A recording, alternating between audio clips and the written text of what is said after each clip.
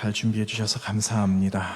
이제 주현일 지나서 이제 오늘 두 번째 주일을 맞이하게 됩니다. 지나간 주일날 말씀을 드렸듯이 이 주현절이라는 것은 예수님께서 사람의 몸을 입으시고 하나님 되심을 드러내기 위한 목적을 가지고 오셨다. 그 말씀을 지나간 주일날 처음 드렸던 것 같아요. 기억이 나십니까? 우리의 삶을 통해서 하나님이 나타나야 한다라고 말씀을 하시는데 지나간 한 주일 동안 여러분의 삶을 통하여 하나님이 나타나셨는가 한번 여쭈면서 시작을 하면 좋겠습니다. 빙그레 웃으시는 분은 잘 모르겠습니다. 하신 건지 못 하셨는지 잘 모르겠습니다. 그런데 우리는 우리 안에 주의 영, 하나님의 영이 계시고 성령이 우리 안에 계시니까 성령께서 우리 마음을 두드리지 않으시겠습니까? 자꾸만 부담을 주시는 거죠. 말해라, 전해라 하시는 것 아니겠어요? 그럼 우리는 그 마음에 따라서 살아가니까 지난 한 주간 예수 그리스도를 잘 전하고 오셨을 줄로 믿습니다. 여러분 그 삶을 주님께서 부탁하셨으니까 마지막까지 잘 감당하실 수 있기를 바랍니다. 여러분 요한복음 우리가 이제 또 나누게 되는데 여러분 요한복음은 다른 공간복음서하고 좀 다르죠. 여러분 공간복음 하면은 뭐라고 어떤 성경이 있습니까? 공간복음, 마태복음, 마가복음, 누가복음, 요한복음 빼고 세 권이 공간복음 이렇게 말하잖아요.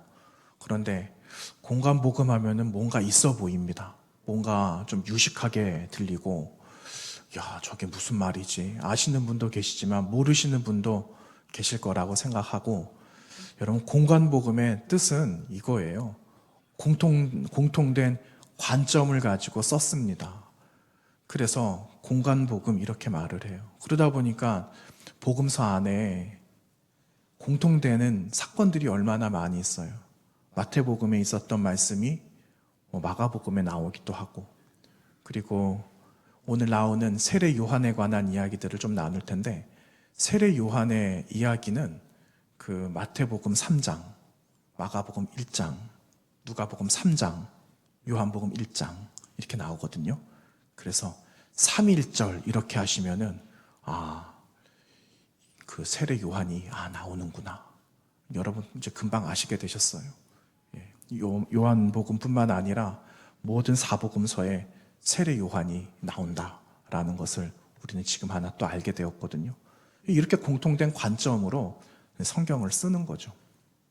그런데 우리가 나누었던 이 요한복음은 앞에 나온 세 권의 책하고 조금 달라요. 뭐가 다른가? 이 요한 사도가 중점적으로 이야기하는 게 있거든요. 그 중점적으로 이야기하는 것이 무엇이냐면은 예수 그리스도가 하나님 되심을 말하는 거예요. 예수 그리스도의 신성을 말하는 거죠. 하나님입니다. 그분이 하나님입니다. 라는 것을 요한 사도가 이야기하고 있는 책이 요한복음이다. 라는 거예요. 그래서 요한 사도의 증거는 신성을 가지신 하나님이 구속의 역사를 예수 그리스도에게 위임을 하시고 그분과 함께 연합하여서 절대적인 구원, 구속사를 완성하셨습니다 하는 것을 이야기하고 있는 책이 요한복음이라는 책이에요. 그런데 요한 사도가 이렇게 말할 수밖에 없는 이유가 있었잖아요. 여러분 요한서신 함께 나눌 때 제가 영지주의자들 이야기 자주 드렸었거든요. 영지주의자들 어떤 사람이냐 이제 여러분 말씀하실 수 있어야 됩니다. 그 사람들이 누구냐? 나쁜 사람 이렇게 말하면 안 돼요. 그 사람들 누구냐? 우리 몸은 부정하다라고 말한 사람이라고 그랬잖아요. 그러니까 우리 몸이 부정한데 어떻게 그 하나님이 인간으로 오실 수가 있느냐? 그건 말이 안 된다라고 못 박은 사람들이 영지주의자들이었거든요.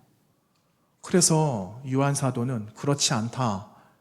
예수님은 인간의 몸을 빌려서 하나님이 나타나시려고 우리 가운데 찾아오신 분이다 라고 증언하는 거죠. 여러분 지난주 주현절 말씀드리고 지금도 말씀이 비슷하잖아요. 우리 가운데 찾아오신 예수 그리스도를 통하여 하나님이 나타남. 그래서 오늘도 주연절 계속해서 이어져서 그 하나님이 어떻게 나타나셨는가를 우리는 세례 요한의 증언을 통하여 오늘 또 한번 생각해 보는 겁니다. 여러분, 우리는 주님께서 사람의 몸을 빌려 인간으로 오셨다라는 그 사실을 믿습니다. 그렇죠? 우리는 여기에는 의심의 여지가 없어요. 그런데 1세기 유대인들은 이거를 이해를 못했다는 거예요. 1세기 유대인들은 하나님에 대한, 특별히 성부, 성자, 성령 되시는 삼위가 되시는 한 분 하나님을 이해할 수가 없었어요. 신학적으로 잘 정립이 되지도 않았고 이게 무슨 말인지 잘 이해할 수 없었다라는 거죠. 예수 그리스도는 성자 하나님으로 성부, 성령님과 같은 분, 그리고 뿐만 아니라 예수를 믿는다라는 것, 성자 되신 예수 그리스도를 믿는다는 것은 여호와 하나님을 믿었던 신앙을 버리는 게 아니다라는 것을 분명하게 말씀해 주시기 위하여 요한 사도는 오늘 이 확인차 1세기 유대인들과 들어야 될 많은 백성들에게 이 말씀을 분명하게 전하고 있는 겁니다. 여러분, 오늘 찾아오신 예수 그리스도는, 그리고 1세기 유대인들, 1세기에 찾아오셨던 이 주님, 그분은 전혀 낯선 분이 아니라는 거죠. 전혀 새로운 분, 난데없이 갑자기 나타나신 분이 아니라 이미 메시아는 약속되셨잖아요.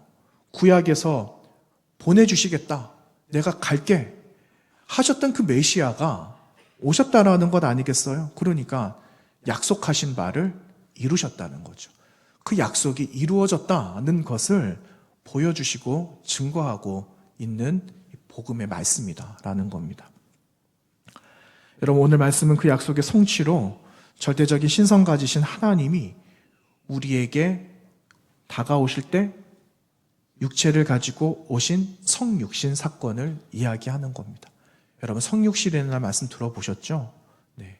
우리 몸을 빌려서 거룩한 하나님이 육신의 모습으로 오셨습니다. 이것을 성육신 사건, 이렇게 말을 합니다. 그런데 우리는 이 사실을 이미 알고 있죠. 그런데 여기서 다시 한번 질문을 해봐야 되는 것은, 그럼 왜 하나님께서 예수 그리스도를 이 땅에 사람의 몸을 입고 보내셨을까? 이겁니다. 여러분, 일반적인 생각은 이래요. 왜 예수님께서 사람의 몸으로 입고 오셨는가? 여기에 대한 대답은 우리 죄를 속하시기 위해서 오셨습니다. 이렇게 우리는 일반적으로 대답할 수 있거든요. 그런데 거기에 머무는 게 아니라, 여러분, 이제 우리는 나에게 오늘 다가오시고 찾아오신 그 메시아 그리스도를 어떻게 내가 영접할까? 여기에 대한 과제가 주어졌다라는 것을 기억해야 됩니다. 여러분, 우리 오늘 주님께서 초청해 주셔서 이 자리에 왔잖아요. 그리고 우리도 지금 주님께 나아가고 있잖아요. 그런데 그 주님을 어떻게 영접하시겠습니까?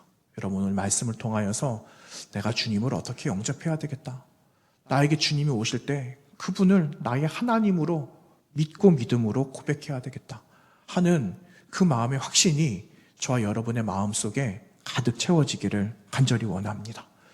여러분, 오늘 말씀이 시작되는 29절 말씀 볼까요? 거기에 보시면 세례 요한이 예수 그리스도를 어떻게 고백하고 있는가, 우리 29절 말씀 다시 한번 읽어보겠습니다. 시작. 이튿날 요한이 예수께서 자기에게 나오심을 보고 이르되, 보라, 세상 죄를 지고 가는 하나님의 어린 양이로다. 아멘. 요한이 어떻게 고백합니까? 예수님은 누구라고요? 세상 죄를 지고 가는 하나님의 어린 양, 이렇게 말해요. 여러분, 이 말씀은 이사야서를 배경을 하고 있죠. 이사야서 53장에 보시면 고난받는 종에 관한 말씀이 나와요. 그래서 이제 나중에 사순절을 보내고 고난주간이 되고 그러면 아마 그때 이사야서 53장 말씀이 아마 인용이 될 겁니다. 그는 양 같아서, 아시죠? 죽음의 길로 가시는 거예요. 이사야 선지자가 말씀하신, 예언하신, 선포하신 그 말씀을 배경 삼아 오늘 어린 양이라는 단어를 오늘 고백하고 있는 거고, 여러분, 또 하나, 이 어린 양이 처음 어디서 나왔는가? 이스라엘 역사를 보게 되면 그 처음 나왔던 사건, 하나님께서 그 이스라엘 백성을 애굽에서 보내시기 위하여, 떠나 보내기 위하여 그 어린 양 한 마리를 희생시키시지 않습니까? 여러분, 그때가 어느 날이었습니까? 그날 6월절이라고 말하고 있어요. 6월절 날 너희들은 이러이러하게 지켜라. 그러시면서 문설주와 인방, 그러니까 집안에 들어오기 밖에서 볼 때 문설주와 인방에다가 피를 발라라 이러거든요. 그런데 여러분, 좀 궁금하지 않아요? 사면이거든요. 그런데 문지방에는 피를 안 바른다는 겁니다. 문지방에 왜 피를 안 바를까요? 피는 넘나드는 게 아니기 때문에 그래요. 피는 우리가 사람의 힘으로 넘어갈 수 없는 거예요. 그래서 문설주와 인방에만 바르고 문지방에다가는 피를 바르는 게 아닙니다. 문설주와 인방에 피를 발라 밖에서 죽음의 영이 지나갈 때 내가 그 피를 보고 통과하겠다, 넘어가겠다. 그래서 패스오버 이렇게 말하거든요. 그래서 그게 6월절 이렇게 말을 하고, 처음 6월절이 시작이 거기서 시작되었다라는 것을 우리는 알고 있어요. 여러분, 우리는 이 역사를 알고 있거든요. 때문에 과거 이스라엘의 6월절 사건을 우리는 10분 이해해요. 충분히 이해하고 있죠. 그런데 당시의 요한 사도, 세례 요한, 그리고 증언을 듣는 사람들은 지금 우리가 이해하는 것만큼 이해하고 있을까? 이것을 한번 생각해 보는 겁니다. 더군다나 인간 예수를 부정하는 사람들이 있었잖아요. 그 아래 그 영향받고 있는 사람들도 있었거든요. 이 사람들은 결코 이 현실을 이해할 수가 없었다라는 겁니다. 이것은 이성과 논리로 받아들여질 수 있는 게 아니잖아요. 그래서 사람으로서 이해하도록 설득할 수 없는 일이었다라는 겁니다. 이거는 믿음으로 내 안에 계신 그분의 영, 성령으로만 가능한 일이라는 것을 오늘 말씀을 통해 우리는 깨닫게 된다라는 겁니다. 여러분, 오늘 말씀해 보시면 31절도 그렇고 33절에도 그렇고 세례 요한이 이렇게 말을 해요. 내가 그분이 누군지 몰랐다. 이런 말을 하거든요. 나도 그분을 처음부터 알지 못했다. 이렇게 말을 해요. 그런데 그분이 그리스도 메시아가 되셨다라는 것을 내가 어떻게 알았는가? 성령께서 나에게 말씀해 주셨다. 이 말을 하거든요. 그래서 오늘 본문에는 성령이 임하는 사람을 보면, 성령이 그 위에 머무는 그 사람을 보게 되면 그가 성령으로 세례를 베푸는 사람인 것을 알아라, 깨달아라, 이거예요. 지금 세례 요한은 세례를 어떻게 줍니까? 물로 주거든요. 그런데 앞으로는 몇 날이 못 되어서, 여러분 그 말씀 주님 하셨잖아요. 내가 하나님 나라에 가고 너희들이 이 땅에 남아있을 때 두려워 말라. 몇 날 못 되어서 너희가 무엇을 선물로 받는다라고 말씀하셨습니까? 성령을 선물로 받게 될 것이다. 그 말씀하셨거든요. 그분이 성령의 세례를 주실 분이라는 것을 마음에 계신 성령의 감동으로 세례 요한이 지금 증언함으로 이제 내가 그분을 알게 되었습니다. 라는 것을 고백하고 있는 겁니다. 여러분, 이런 질문 또 한번 드려보겠습니다. 여러분, 예수님을 믿으세요? 여러분, 예수님 믿으십니까? 맞아요. 우리 예수님 믿어요. 여러분, 성령 받으셨습니까? 아멘. 이നി 어떡하죠? 제가 이 아멘 소리 작을 것 같아서 다른 거 준비했거든요. 그런데 여러분 이렇게 확실하게 아멘 하시니까 제가 여러분 아멘 하실 수밖에 없는 이유를 제가 말씀드리려고 그래요. 예수님 믿으십니까? 하면은 사람들 믿는다라고 말하는데 성령 받았어요? 라고 물어보면은 잘 모르겠대요. 내가 성령을 받았는지 잘 모르겠다고 그렇게 말들을 한대요. 그런데 여러분, 우리 마음속에 성령이 계신다라는 그 증거가 어디 있느냐? 여러분 말씀 한번 찾아볼까요? 고린도전서 12장이에요. 우리 고린도전서 12장 말씀 한번 펴보겠습니다. 고린도전서 12장 3절 말씀에 다 찾으셨으면 우리 한 목소리로 한번 봉독하도록 하겠습니다. 오늘 성경 많이 찾을 거예요. 12장 3절입니다. 함께 봅니다. 그러므로 내가 너희에게 알리노니 하나님의 영으로 말하는 자는 누구든지 예수를 저주할 자라 하지 아니하고 또 성령으로 아니하고는 누구든지 예수를 주시라 할 수 없느니라. 아멘. 여러분, 우리 가운데 성령이 계시면은 예수 그리스도를 인정한다라는 거예요. 여러분, 조금 전 우리가 예수님 믿는다라고 그랬잖아요.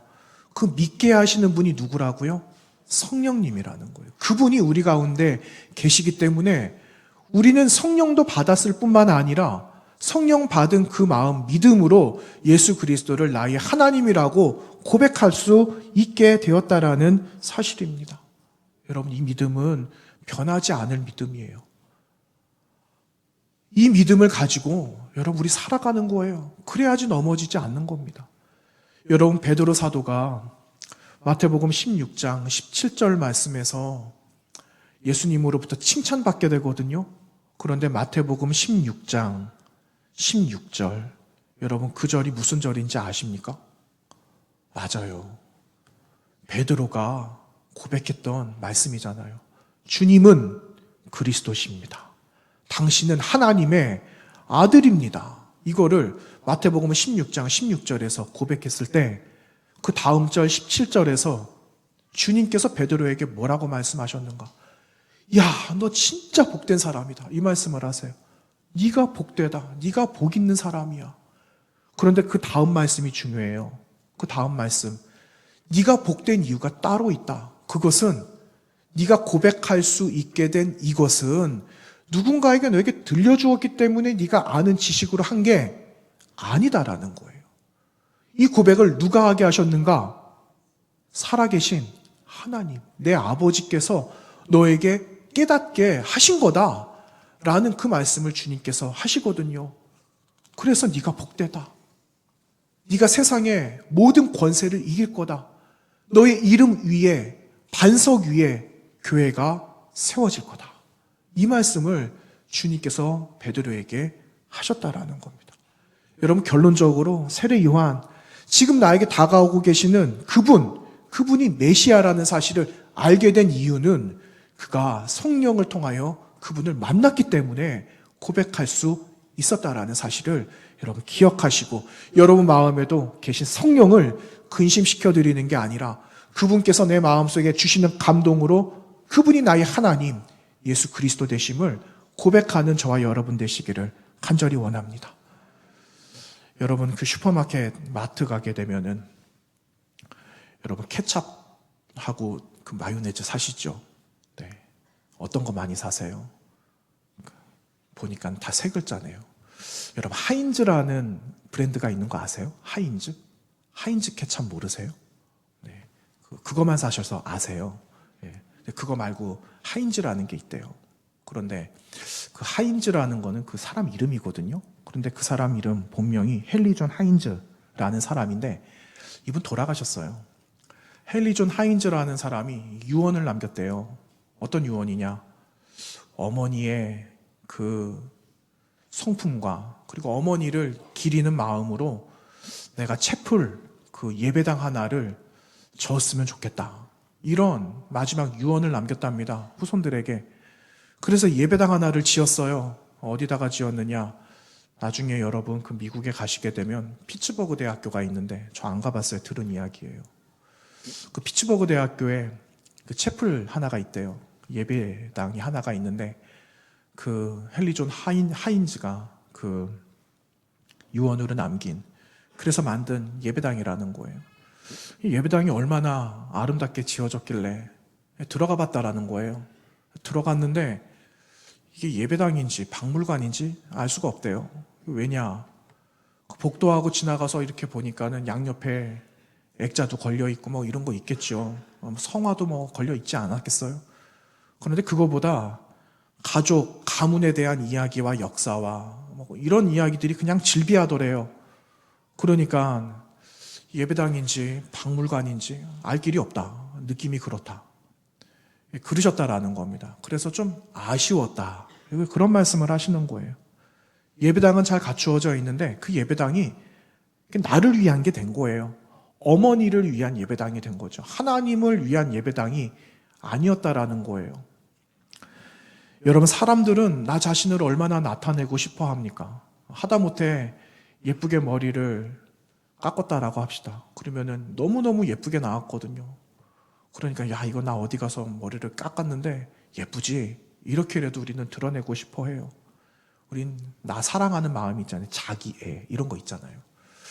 그런데 어떤 사람들은 좀 자기애가 좀 짙어서 교만한 사람들도 있어요. 그런데 여러분, 우리가 그리스도인 아닙니까? 그리스도인이면 나를 너무너무 사랑해서 교만하게 되는 것을 조금 조심해야 된다라는 거예요.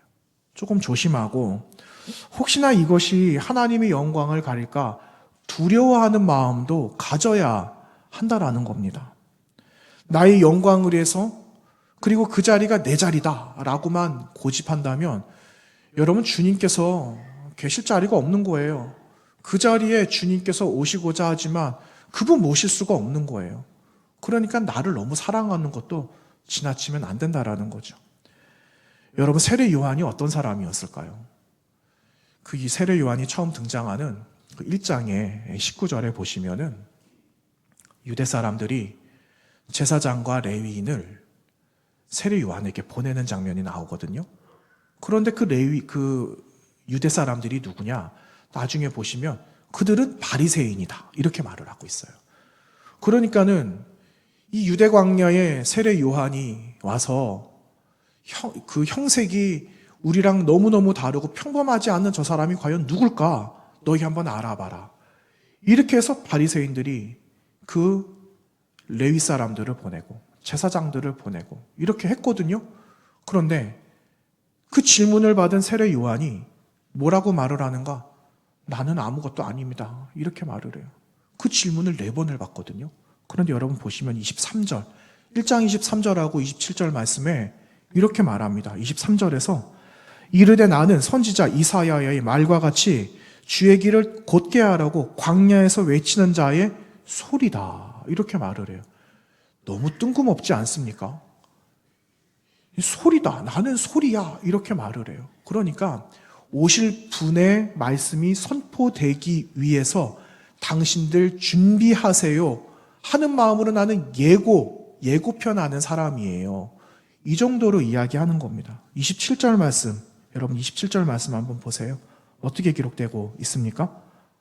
내 뒤에 오시는 그의 신발끈 풀기도 나는 감당할 수가 없어요. 여러분, 신발, 이건 누가 잡는 겁니까? 하인들이 잡는 거거든요. 주인이 먼 길 갔다가 집에 돌아오면 흙먼지, 이 사람들 샌들 신고 있으니까 흙먼지가 얼마나 발에 많이 있겠어요. 털어내야죠. 이거 하인들이 하는 거예요. 신발 털어내고 주인 발 닦아드리고. 그런데 나는요, 그분의 발, 그분의 신조차 나는 들을 수 없는 사람이에요. 나 아무것도 아니에요. 이렇게 지금 말하고 있다라는 겁니다. 그러니까 세례 요한은 나 자신에게 매여 있는 사람이 아니었다라는 거예요. 자신의 존재에 의미를 두지 않는 거죠. 왜냐하면은 내 생애에 가장 귀한 분을 만났거든요. 예수 그리스도를 만났거든요. 이것이 너무 충격적인 사건이 되었기 때문에 그는 나 자신을 드러낼 수가 없었다라는 겁니다. 여러분, 우리가 예수 그리스도를 만난 그 기쁨이 여러분 마음속에 있으시잖아요. 여러분, 처음에 예수 그리스도 만난 그때 언제세요? 어떻게 주님 만나셨어요? 그 감격 다 가지고 계시죠? 이거 잃어버리면 큰일 나는 거예요. 주님 만나고 주님 영접했던 순간으로 우리는 다시 한번 또 일어나야 되고 그 은혜를 다시 한번 곱씹어 봐야 되고 이렇게 살아가는 그리스도인이 되어줘야 되는데, 여러분, 지난 한 주 살아갈 때 나 그리스도인이었나? 나는 그리스도인이라는 거를 가리고 꽁꽁 싸매면서 살아가지 않았나? 한번 이런 생각이 한번 들게 되었어요.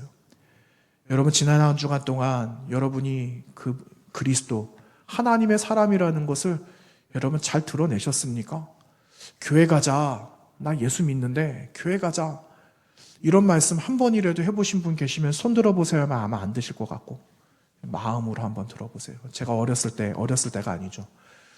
그 아이들 가르칠 때 아이들한테 물어봅니다. 제가 교회 가자고 전도하려고 한번 해봤던 사람 한번 손 한번 들어봐. 그러면 애들이요 막 번쩍번쩍 손을 듭니다. 그리고 그 다음날 애들 데리고 와요. 아이들 마음이 그렇게 맑아서 하나님께서 맑은 그 마음들을 사용하시는 것 같아요. 우리는 어떠는가? 우리는 안 맑은가? 그렇지 않다라는 거죠. 우리도 맑아요. 그런데 그 맑은 그 모습을 드러내야 되는데 우리가 드러내지 않고 나타내지 않으니까 우리 또한 그리스도를 전하는 사람을 만날 수가 없는 겁니다. 여러분, 부탁드리는 건 이번 한 주간 살아가실 때 내가 하나님 믿는 사람이라는 걸 많이 드러내시기 바랍니다. 드러내시면 예수 믿는 사람을 나도 발견하게 됩니다. 그렇게 된다니까요. 여러분, 좀 안타까운 이야기를 들었어요. 요즘 강단에서 제가 서 있는 강단, 그리고 설교, 그리고 그 말씀을 듣는 성도들, 그리스도인들, 복음을 말하지 않고 복음을 듣기를 원치 않는데요. 왜 그럴까요, 여러분? 여러분, 복음은 우리를 힘들게 합니다. 예수를 말하게 하고, 그리고 그 복음을 인정하려면 나를 자꾸만 지워야 되거든요. 나를 자꾸만 지우고 내가 죄인이라는 걸 자꾸 말해야 되는 거예요. 그런데 강단에서 그 말씀 선포가 되면은 교인들이, 성도들이 마음이 불편하니까 언짢은 표를 낸다는 거예요. 그러니까 설교 중에도 복음이 없고 복 받으세요, 이 이야기만 한다라는 겁니다. 여러분, 그런 것 같아요? 반은 맞고 반은 틀린 것 같아요. 어쨌든 말씀 선포되는 건 그분의 마음으로 선포가 되는 거니까. 여러분, 무엇을 듣기를 원하는 걸까요? 좀 듣기 편한 것, 그리고 좀 안 때리는 이야기나 들었으면 좋겠다. 이 서로 간에 그런 마음들이, 공통된 마음이 있으니까 복음이 사라지는 시대를 살고 있습니다 하는 그런 안타까운 말씀을 하시는 말을 듣게 되었습니다. 여러분, 지난 수요일 날 이런 말씀 나누었거든요. 그 선지자에 관한 이야기 나누면서 하나님께서 선지자를 보내시는 이유는 이 땅에 하나님의 말씀을 듣기를 원하지 않는 사람 때문에 하나님이 선지자 보내신 거다, 그 말씀 드렸어요. 그러니까 선지자가 이 땅 가운데 내려왔다라는 거는요, 무슨 문제가 있기 때문에 선지자가 등장한 거예요. 아무런 문제가 없이 하나님께서 말씀하시는 거를 잘 듣는 사람인데 하나님께서 따로 사람을 보낼 이유가 없지 않습니까? 잘 듣고 있는데. 그런데 잘 안 들으니까 선지자를 보내고 선지자를 통해서 하나님의 말씀을 대언해서 선포하게 하니까 그 말씀을 듣고 있는 백성들이 불편한 겁니다. 그러니까 선지자들을 어떻게 한다고요? 죽이는 거예요. 선지자들을 잡는 거죠. 그래서 선지자들은 핍박과 고난을 다 받으면서 살아간 겁니다. 여러분, 하나님의 말씀을 들으면, 예수를 믿으면 우리가 복을 받는다라고 이야기해요. 여러분, 그 말씀 들으셨죠? 그리고 여러분도 하셨잖아요. 근데 그 말 맞습니다. 예수 그리스도를 믿고 하나님 말씀을 들으면 복을 받고 우리 마음에 평강이 임하는 게 맞아요. 그런데 평강이 임하고 복을 받기 전에 해결되어져야 될 것이 있다라는 거예요. 그게 무엇이냐? 우리 안에 있었던 얽혔던 일들, 하나님 원치 않으셨던 그런 삶의 습관들, 이런 욕심들, 죄된 것들, 이런 것들이 해결되지 않으면 아무리 말씀을 들어도 우리 마음에 평강이 임할 수가 없어요. 그런데 그것이 해결이 되면 여러분, 그 말씀으로 나를 바라보고 그 은혜가 은혜인 거를 알게 되니까 마음에 평화가 임하는 것 아니겠어요? 당연한 거죠. 그 말씀이 나에게 은혜가 된다라는 것을 아니까 그 말씀이 복되다라는 것을 우리는 고백하게 되는 것 아니겠습니까? 여러분, 이렇게 살아가는 사람이 그리스도인이에요. 내가 드러나는 거 아니고 내 자리에 주님을 모시고 그분의 말씀을 듣고 살아가는 것, 그래야지 내 삶을 통해 하나님이 드러난다라는 거예요. 이 삶 살아가는 사람이 저와 여러분이라는 겁니다. 그리스도인이라는 거죠. 여러분, 사도 그 세례 요한을 보세요. 세례 요한 보시면 35절에 오늘 본문 이후거든요. 그런데 이틀이란 시간이 또 지났대요. 이틀이 지나서 이제는 제자들과 같이 있는데 그때 주님을 만나게 됩니다. 그런데 그때 제자들을 향해서 안드레와 요한에게 세례 요한께서 뭐라고 말씀하시는가? 하나님의 어린 양이다, 이렇게 말을 해요. 여러분, 37절 말씀, 여러분 우리 한번 다 같이 한번 읽어볼까요? 37절 말씀, 36절이네요. 36절 말씀 시작. 예수께서 건의심을 보고 말하되 보라, 하나님의 어린 양이로다. 하나님의 어린 양이다, 이렇게 말을 하고 있어요. 여러분, 안드레와 이 요한은요, 세례 요한의 제자였거든요. 그런데 이 말을 들었던 안드레와 요한이 37절 말씀을 보니까 어떻게 했는가? 두 제자가 그의 말을 듣고 예수를 따라갔다, 이렇게 말하고 있어요. 여러분, 이 예수님을 따라갔다, 이 말은 이제 선생님과 저는 아무 관계 아닙니다. 나는 이제 번지를 옮겨야 되겠어요, 이거예요. 세례 요한의 제자였던 우리들이었지만 오늘부터 나는 예수의 제자가 되렵니다, 이거예요. 그분을 초청하겠습니다, 이 말입니다. 그분을 따라가겠습니다 라는 거죠. 그분의 제자가 되기로 결심하고 떠났다라는 그 말이에요. 여러분, 이해관계 속에 있는 사람들이라면 이거 얼마나 불편하겠어요. 나의 자리가 좁아지는 거예요. 나의 영역이, 나의 영향력이 줄어드는 거예요. 그런데 여러분, 이 세례 요한이 어떻게 했는가? 그래, 가라, 이렇게 했습니까? 전혀 알 수는 없어요. 그런데 여러분, 그 뒤에 3장 29절을 보시면은요, 세례 요한이 어떻게 말씀하고 있는가? 우리 또 한번 확인해 볼까요? 3장 29절.